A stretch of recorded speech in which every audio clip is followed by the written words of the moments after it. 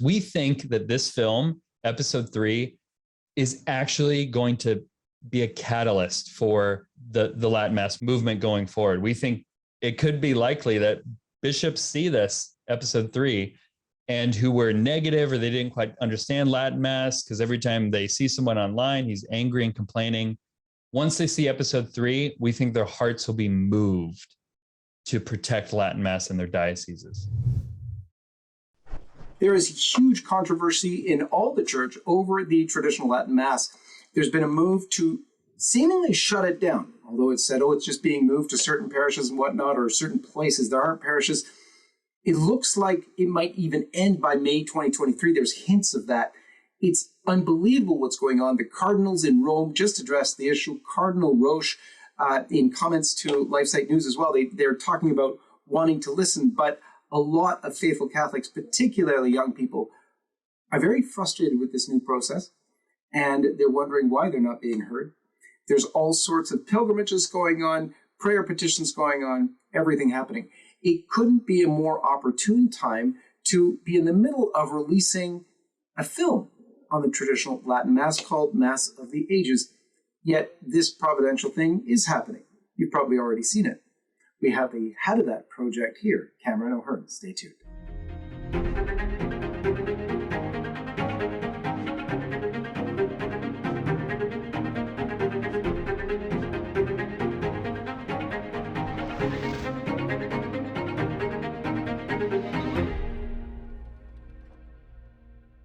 Cameron, thanks for joining us. Thanks for having me. You're a professional. You're good at your job. Let's begin as we always do with the sign of the cross. In the name of the Father, and of the Son, and of the Holy Ghost. Amen. It's incredible timing for you. I can imagine a lot of Hollywood producers would hope to have started some project and then in the middle of it have something go on a worldwide scale that fit right into their project. That's happened to you. What have you got to say about that? Well, scripture says that a man plans his way, but the Lord directs his steps. And that's been this project from day one. So obviously we weren't planning on releasing Traditionis Custodes because that's not our project. But Traditionis Custodes came out restricting the Latin Mass. And at that point, we were just a month away, almost exactly to the day of releasing episode 1. And so it was already in the hopper, ready to go. We released episode 1 and it, snowballed into episode 2, which dealt with the changes to the Mass after Vatican II. It can only be, seen as providential because this isn't a master plan I have. This is the Lord's work.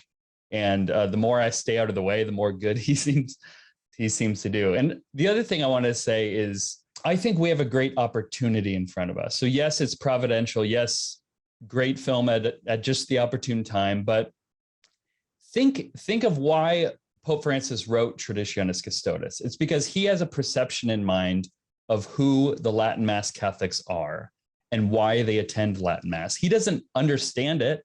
He's spoken publicly that he thinks they have a mental problem, maybe. He doesn't quite understand why traditional Catholics attend Latin Mass.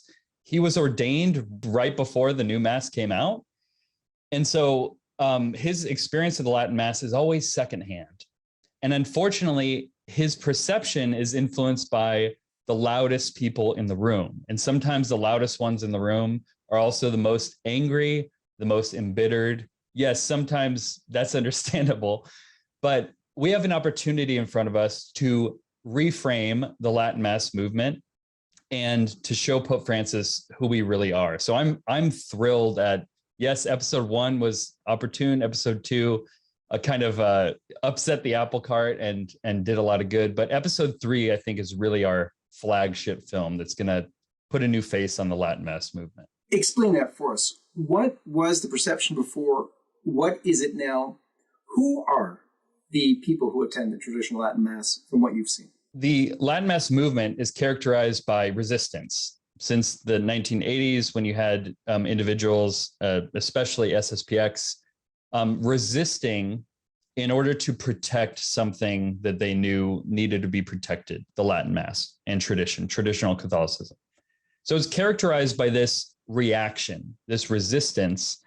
And in the digital landscape online, the loudest voices, get seen and heard the most. And that's the few. That's what you can say is, the tip of the iceberg, for lack of a better metaphor. But I would say that the real face of the Latin Mass movement, I've traveled all around the country. We've traveled to Europe, Africa. We've traveled to Rome. We're following all these stories all across the world. And the faithful majority of Latin Mass Catholics are not inherently angry. They're not complaining. They don't hate the Pope. They don't even reject Vatican II. They don't really talk about Vatican II that much. They just love the Latin Mass, and they love what it does for their families. So the real face of the Latin Mass movement is happy, is happy that they found this treasure that they can now pass on to their families. It's an amazing thing. However, with Traditionis Custodes has also come out more of the kind of, we want to defend it. It's sort of resurged that movement to defend it, because a lot of people, especially young people who've just discovered it, see a threat to it right now as well. But they must also see the hand of God going on, not only in Mass of the Ages. And I wanted to surprise you with this question. I didn't plan to surprise you with it, but since you raised it this way, Shia LaBeouf. So this is super interesting. It just happened in the past weekend. The interview with Bishop Barron comes out. All sorts of controversy. The first thing that hit the news, of course, was this commentary over the Latin Mass. Something like, he explains it, and why do you like it? Well, because they're not trying to sell me a car. Can you give, I think a lot of people who saw it, because nearly 1 million views on that video. And I think a lot of people, particularly those who perhaps haven't gone to the Latin Mass, they have no idea what Shia is talking about. We want them to go and see it, but give us an insight. What does he mean by they're not trying to sell me a car? Almost from the office, activate the audience without putting the agency on the priest. We have full, conscious, active participation. That's which is where the line of singing and the Vatican back II. and forth comes Right. from, whereas old Latin Mass put all the agency on the priest to be fully activated, and that activation of the priest was supposed to activate the audience, to activate the laity, that all the agency was put on the priest. And so, and I don't want to get too far into this because then you get into controversy, but Latin Mass affects me deeply. And, How come? Because it feels like they're not selling me a car. And when I go to some Mass with the guitars and stuff, and I'm from, Santa Ynez, right? So that's where I was catechized. And there's a lot of guitar playing, and there's a lot of what feels like they're trying to sell me on an idea. Yeah. Whereas what I feel when I went to Oakland and went to and by the way, there's a very incredible version of that as well. That's super activating and very emotional that I've experienced up there with Father Bobby. There's also, and Father Peter, but there's also this something that happened, Christ the King in Oakland does a Latin Mass every day of the week. And it feels like it's not being done to sell me on anything. And it feels almost like I'm being let in on something very special. And the quiet, it activates something in me where it feels like I found something. I think that's unfortunately a really accurate description of what a lot of Catholics' experience of the new Mass is Sunday after Sunday. I mean, I grew up with the new Mass and also a faithful Catholic family. I never really rejected my faith, so I had a good upbringing. But to be honest, I started to put my finger on what I saw as a problem. I didn't quite understand what the problem was, but when I would go to Mass, it seemed like the priest was pretending to do liturgy, or put more, accurately, pretending to be at Calvary. And it just, especially for a man, it's not really saying anything important. It's not really challenging me. It's not presenting anything that I want to fight for.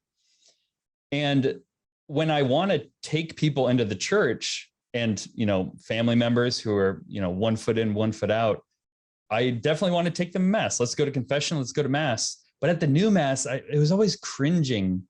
I was always cringing because it did feel like the priest was trying to sell us something instead of just showing us the truth. And when I would go to Latin mass, it didn't feel like we were pretending to be at Calvary. It felt like we were there. Our knees were in the dust and something mysterious and beautiful was happening. And I could just silently be there worshiping God. And you're right. A lot of people haven't experienced this. And so that comparison might sound mean, but when you understand that the new mass was built in order for Catholics to understand what's going on, the basis of it was that the faithful can actively participate in the liturgy. That's the sole focus of the changes to the liturgy, is so the faithful can participate. But unfortunately, this got implemented in such a way that it's about understanding everything going on. Well, who is supposed to understand what's going on? My 4-year-old, a theologian understands different things going on. If it's about everyone understanding everything that's going on, well, that's just banal. That's boring. That doesn't give me anything interesting or anything worth fighting for. Whereas the Latin Mass is all about stirring up your devotion. And a 4-year-old, a theologian, whoever you are, you know that a song is beautiful. You know that something important is happening. You just got to see it and you got to feel it and you got to hear it. And that's what we lost with the changes to the new Mass. The difference between devotion and understanding everything that's going on. Some of the basic changes to the Mass, and we're going to get into why and how in a minute, but some of the basic changes, most of the time from the traditional Latin Mass, if you go there, you'll notice the priest comes out. Now, sometimes with an altar boy, and it's slightly different, but he still comes out, except the priest doesn't face here. So the priest is facing the east, or the tabernacle for the most part, or whatever, and the people are sort of facing east with him. But you said trying to pretend to be at Calvary, because I think one piece of understanding that needs to be conveyed first and foremost is that what is the Mass? The Mass is participation in the sacrifice of the cross, in the sacrifice of Calvary. We're sort of mystically present at the crucifixion. One of the best descriptions I've ever heard from my spiritual director about what to do with Mass is the same thing you do at Calvary. You're there in front of our Lord being crucified for you, being offered up to the eternal Father. And what do you then do? If you were there, if you were actually somehow transported in a time machine back there, you wouldn't understand a word. They're speaking Latin, the soldiers are. You're hearing Aramaic from some of the followers. You're probably hearing some Hebrew. Who knows what else? Greek for sure. You'd be very confused too. Like, what is happening? The leader of our movement's being I have no idea what's going on. So you're just there and kind of bewildered. And you know something superbly mysterious is going on. Our Lady's there under the cross watching this. St. John is there, and the Magdalene is there. And that's basically it. Everyone else has run away. You've got probably some in the crowd looking on, not wanting to be known as supporters. It's unreal. It's interesting because in the Latin Mass, the priest is now facing away, sort of away from the people, but toward Christ with the people. So we're all with him looking at Jesus crucified. And then he is himself in persona Christi. Give us a little bit of that before we move on to the next part. That's one of the key features of the Latin Mass. Probably the thing that sticks out most to people when they go is the priest is not looking at you. He's facing the altar. The other thing they notice is a lot of it is in silence. There's this music that's in a different language, or even prayers, different language.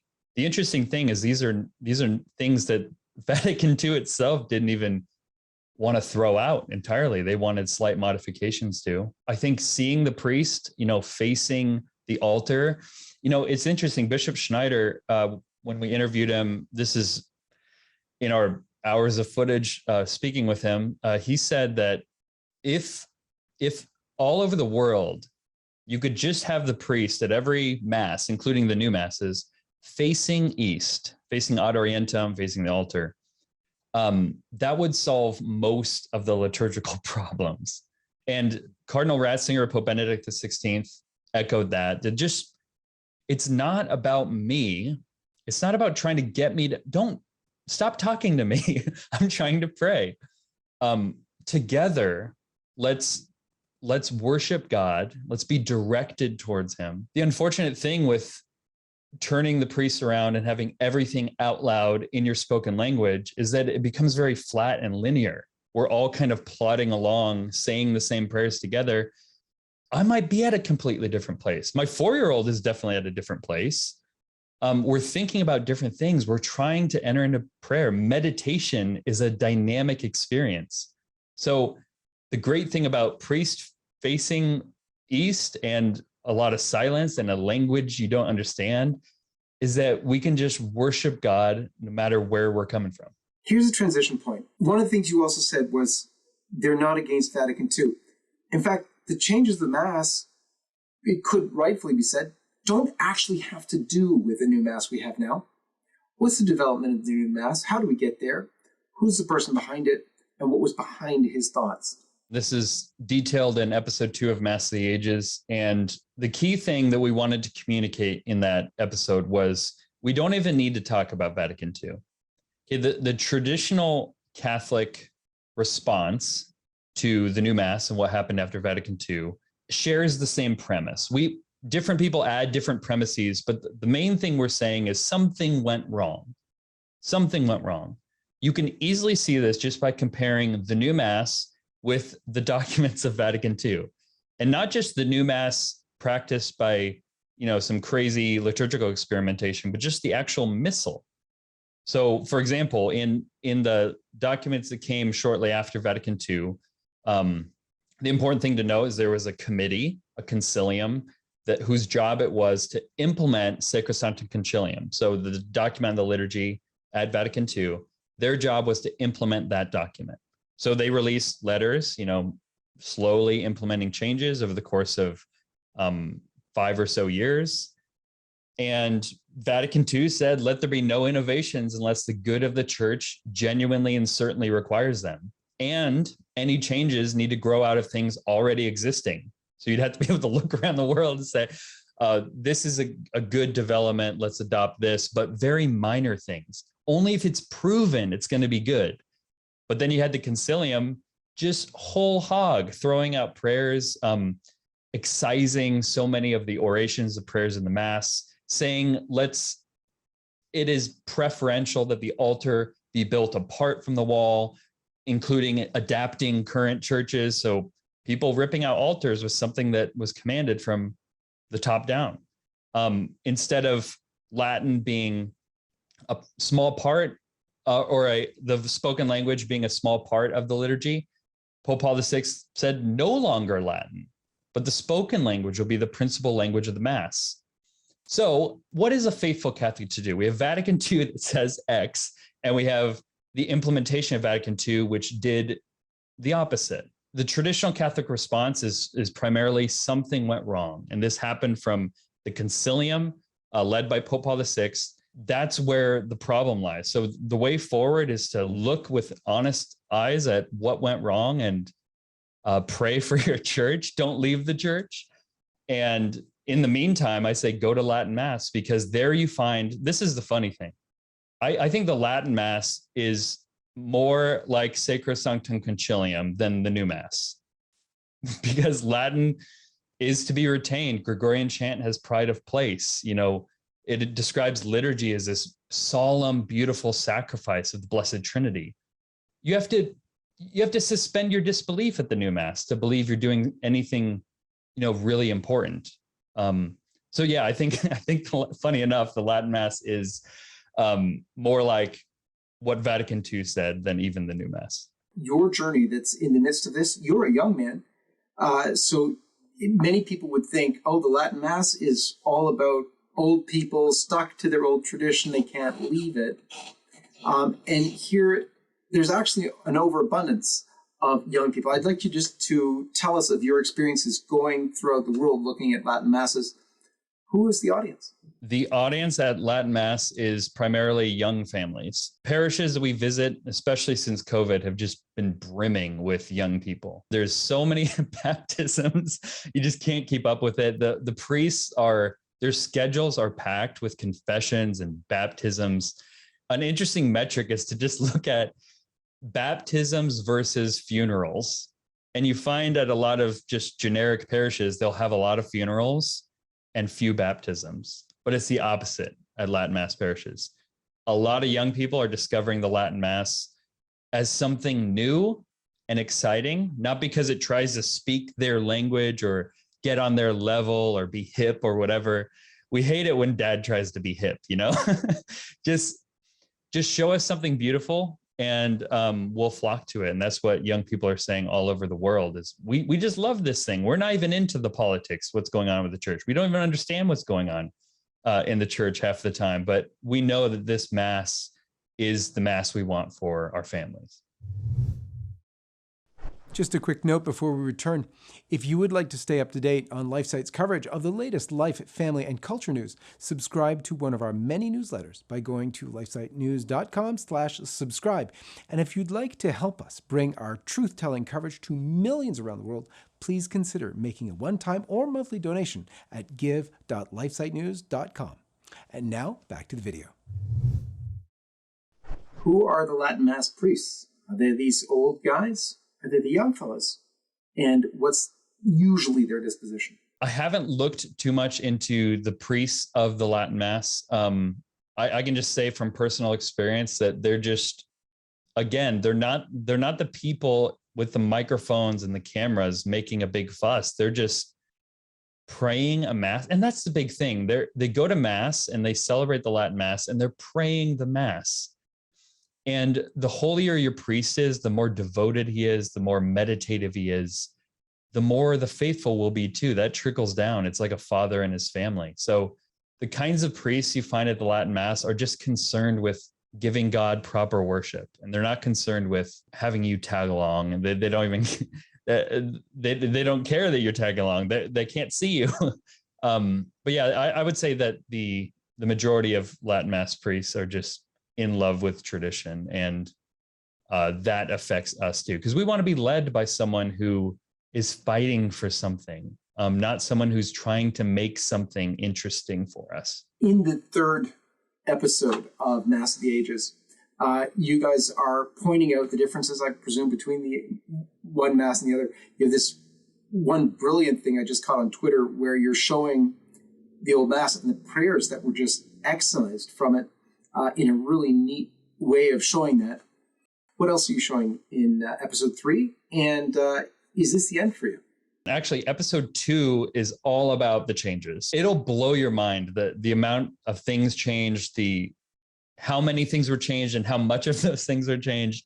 I think after watching episode 2, you'll feel in your heart that something went wrong. Now, episode 3 is about, well, what do we do now? So we're going to explain to people, after the new Mass came out, how did the Latin Mass come back into the fore? How did it emerge through the likes of, Marcel Lefebvre with the SSPX, the Fraternity, the Institute, the Resistance. Even at the very beginning, you had indults before Lefebvre. And so we're giving a bit of history. Also, there's an interesting investigation into Traditionis Custodes itself, because there was a survey sent out to the world's bishops that basically said, is Latin Mass good or bad? And they filled out a survey and sent it in.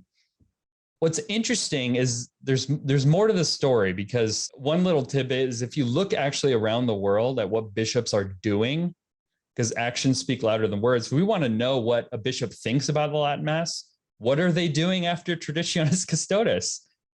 And the interesting thing is 70% of them that have made public statements have no restrictions at all. So they're just positive towards the Latin Mass. So it's interesting that Pope Francis felt the need to intervene. He felt compelled to intervene because the Latin Mass was such a big problem. So we're going to unpack that for everyone. There's a lot of surprises in there. But the main part of episode 3, like I said before, is seeing the Latin Mass movement from a fresh perspective. It's not the people with the microphones who make the loudest noises. It's the mothers who, this is one of our stories, who marched from France to Rome with a pile of letters to deliver to Pope Francis, begging him to reverse Traditionis Custodes. We have stories like that all over the world of the real traditional Catholics. We think that this film, episode 3, is actually going to be a catalyst for the Latin Mass movement going forward. We think it could be likely that bishops see this, episode 3, and who were negative or they didn't quite understand Latin Mass, because every time they see someone online, he's angry and complaining. Once they see episode 3, we think their hearts will be moved to protect Latin Mass in their dioceses. We can't, our future is not by resisting and complaining. It's through inviting and showing the beauty. You know, we're not going to convince Pope Francis to reverse Traditionis Custodes because he's wrong, but we're going to surprise him. These are the true faces of the traditional Latin Mass movement. And we think episode 3 is just going to be an inspiring banner that every traditional Catholic can get behind. There is something really special about doing so in Africa. I know you were in Africa. Our Michael Hogan also films with you, and Michael just got back. While he was there, I thought of something. We have a lot of fans. LifeSite News has a lot of fans in Africa. In fact, we have a starting LifeSite News Africa sort of division, if you will, because there's a lot of things going on in Africa. The push of the West to force them into woke culture, if you will, is huge. And that's being done with all sorts of pressure. But one of the things that is affecting them as well is the threat to remove the traditional Latin Mass. And you'd be so surprised. And the numbers of very, very impoverished Africans who are totally devoted to Latin Mass. It's amazing. You can watch. I've seen, because I've been sent the videos of LifeSite News fans over in Africa. They're totally impoverished, but they're singing Latin hymns. And these were older people who are still singing Latin hymns. They don't speak English, but I can hear them singing Latin hymns. Just a personal story on this. My dad used to be a visa officer for Canada. He was an immigration officer, if you will. He knew 6 languages, so he's stationed all over the world, accepting people into Canada. And one of the things he told me is he always felt at home when he went to Mass because it was in the common language that he knew. It was the one time where everybody could be together in prayer. And of course, when that was removed, he felt it was quite alienating because all of a sudden it switched to whatever the vernacular was, wherever he was in the world. And he was no longer at home in a way. But it was so moving for me to hear these older African ladies singing Latin hymns because it was just a beautiful way to connect. What did you see in Africa? I just want to paint a picture. So imagine you're at a traditional parish and, you know, it can seat probably 800 people. It's like a pretty sizable parish. Well, there's a traditional ordination taking place and they can't fit everyone in the church. So they have to set up a tent outside so that 2,000 people can kneel in the dirt and witness, you know, bugs everywhere and hay bales and stuff, but witness the traditional liturgy. And then that takes a few hours. Then they stay, 2,000 people stay afterwards for 2 or more hours just to have fellowship with each other, to serve rice and beans out of huge barrels. Like they just love being Catholic, and they love what they find in the Latin Mass. And this is a universal thing. So the importance of going to Africa was to show it's not just a niche Western thing, but it's universal. This is why the liturgy developed like this and became universal for the church. It's because it is ours. It's our prayer to the Father. It's our way of becoming part of the Trinity. Well, to not be heretical, to become sons and daughters of God, and to participate in the love that the Trinity has. So yeah, this is the liturgy is universal, and this is why it works in Minnesota, it works in Africa, it works in South Korea, it works everywhere. One of the things that's often quoted is the devil hates Latin. Have you heard anything about using Latin and why Latin? Certainly, almost every one of our interviews talks about why Latin is such a beautiful, fitting language. And actually, Pope John the 23rd, who called Vatican II, had a document about why Latin is the language of the church and why it needs to be protected.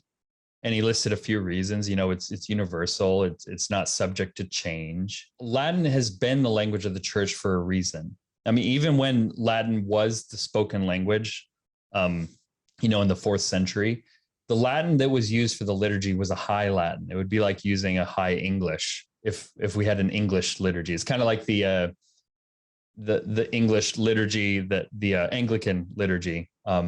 It's like a high English. So the Latin that was used in the liturgy, even from the beginning, was this high, beautiful, like the best we can do. That's the point of it. It's like, this is the best we can do. And Latin is just such a beautiful language. Where do you go from here? What are your next plans? So episode 3 is actually the beginning for us. So I want you guys to keep a couple things in mind. So right now, this is a generous estimate. Right now, 2% of practicing Catholics, so just picture in your mind, okay, those in the pews, those who attend Mass every Sunday, only 2% are attending Latin Mass. There's problems of perception. What is the Latin Mass? There's problems of availability. Where can I find one? There's so many questions people have, so many hurdles people have. But the other thing to keep in mind is that, like I said earlier, 70% of bishops are favorable towards the Latin Mass based on their actions after Traditionis Custodes. You can find this out at traditioniscustodes.info. It's not our website, but it's a helpful resource. And you can see, yes, 70% of bishops have no restrictions on the Latin Mass, little to no restrictions. So what we see in front of us is an opportunity. Only 2% of Catholics attending Latin Mass, but there's a bunch of green opportunity in front of us where we have bishops, dioceses, diocesan priests who are open to learning about it. So what we're going to do is, this is our mission going forward, is episode 3 is going to make a big splash. It's going to move hearts, but it's really the beginning, because what we're going to do is move the needle. We're going to increase Latin Masses worldwide. We're going to double it, and then we're going to triple it, and we're going to keep going. We're going to train priests. We're going to train servers. We're going to train choirs. We're going to provide the most beautiful resources you can find online about the Latin Mass. And our laser focused goal is to increase Latin Masses worldwide. So if you go to latinmass.com right now, it's just about our films. But in the future, it's going to be the front porch of the Latin Mass community. Anyone looking for it, anyone who wants to learn about it, we'll have everything there. And so I'm so excited to build that and announce that here soon. You already have a little kit for people, do you not, that you're already offering? Right now, we have a kit that has some prayers in it, some books in it.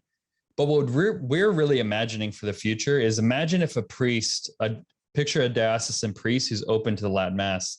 Imagine if they could click a button and get everything they need to offer the Latin Mass delivered to their door. Latin Mass in a box. And it just breaks down every hurdle. They don't need to go to a dozen different websites. They don't need to look at really old, obscure videos on how to celebrate it. We're really going to give them everything they need and to be trained to learn the Latin Mass, because there's so many dioceses that have no restrictions. So 2% is a lot compared to the 80s, but there's so much more room to grow. And that's why we exist, to increase Latin Masses. Are you ready to go underground if you have to? Well, what do you mean by that?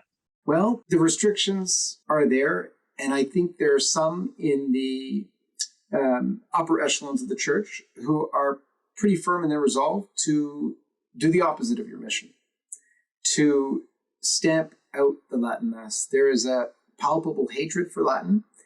There is a frustration with tradition, and it goes hand in hand, by the way, with traditional moral teaching.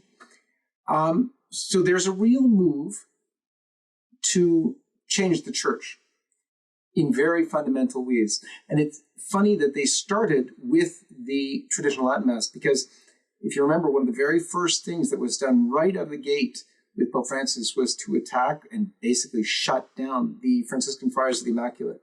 They were number 2 on the list of orders or fraternities that looked after the Latin Mass. After the Fraternity of St. Peter itself, the FFIs did most Latin Masses around the world, and they were basically expunged from existence. So there was a move on early on to attack the traditional Latin Mass, and you've seen the move to attack traditional moral teaching of the church. We were just, LifeSite News was just at the cardinals. There was a synod on synodality meeting in Rome, as well as all of the cardinals together for the installation of the 20 new cardinals, including the cardinals from the United States who were so controversial. I won't say more about that now, but so there's this move going on.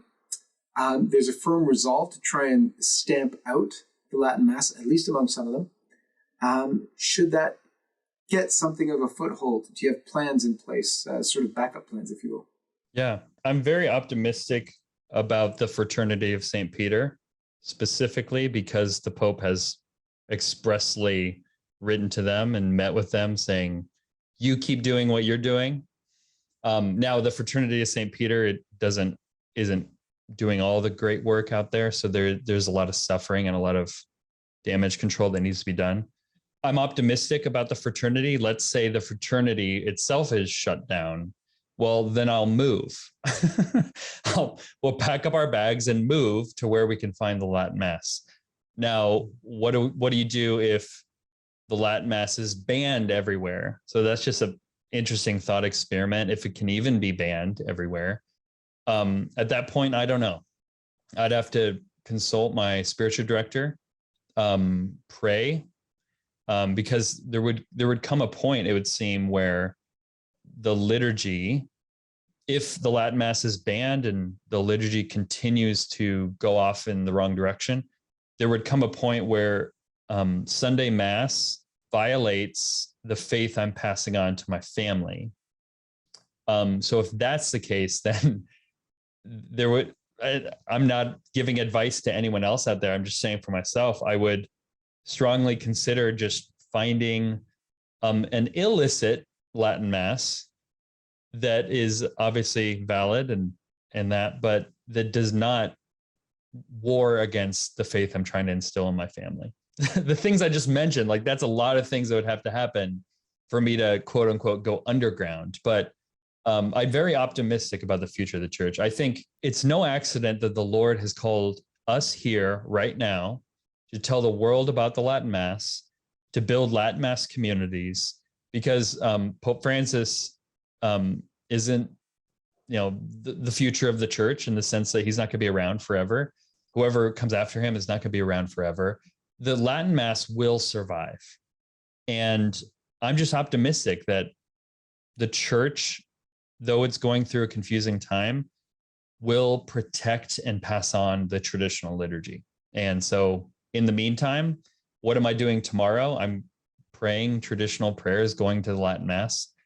And that's where we all have to look.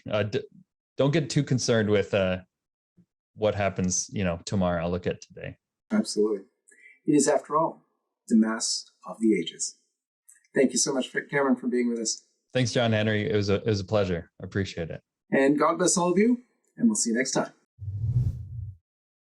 Hi everyone, this is John Henry Westen. We hope you enjoyed this video, and to see more like this, be sure to hit the subscribe button below to get all the latest content from LifeSite News.